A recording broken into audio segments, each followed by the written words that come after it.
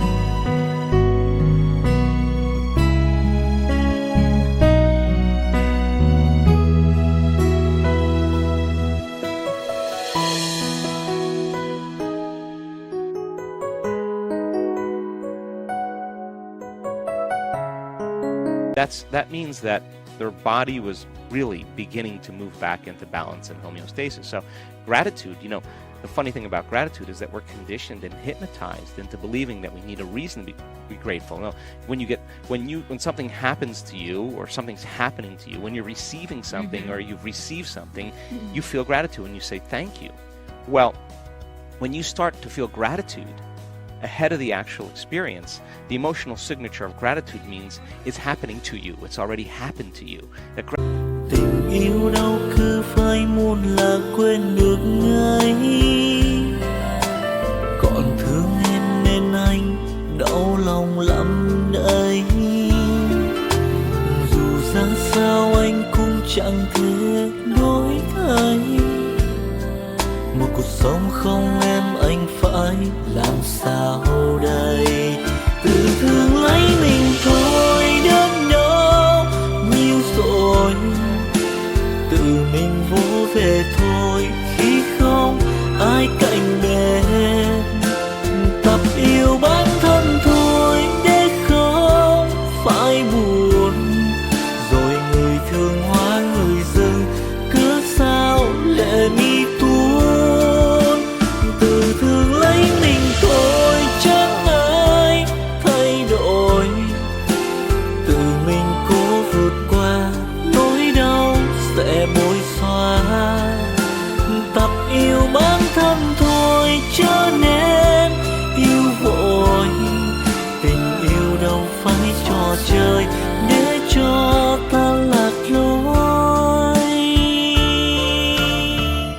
gratitude is the ultimate state of receiving. So you can take a person who's been diagnosed with cancer, say as an example, and they're living in fear, and turning that battleship around. Instead of them surrendering to fear every day, you teach them how to surrender to love or to gratitude. And when they start self-regulating, well, their immune system's going to get stronger, we know that. And at the same time, the thought of them getting better is going to make it into the body, because the thought it can be received by the feeling of gratitude.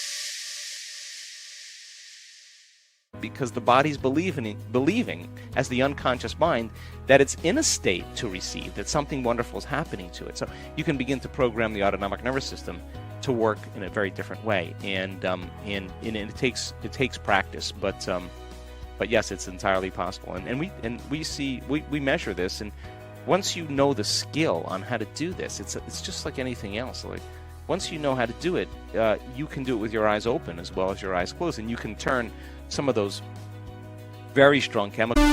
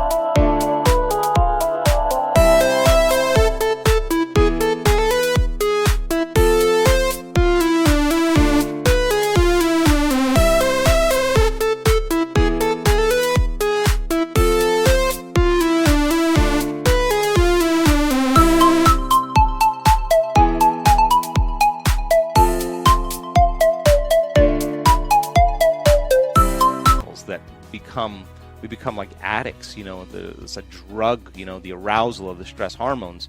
People start to become very dependent on them, and they use the problems and conditions in their life to reaffirm this emotional need to feel these chemicals, and that means they become addicted to the life they don't even like. And if you can turn on that stress response just by thought alone, you can become addicted to your own thoughts. Now this is a challenge for people, because this explains why change is so hard.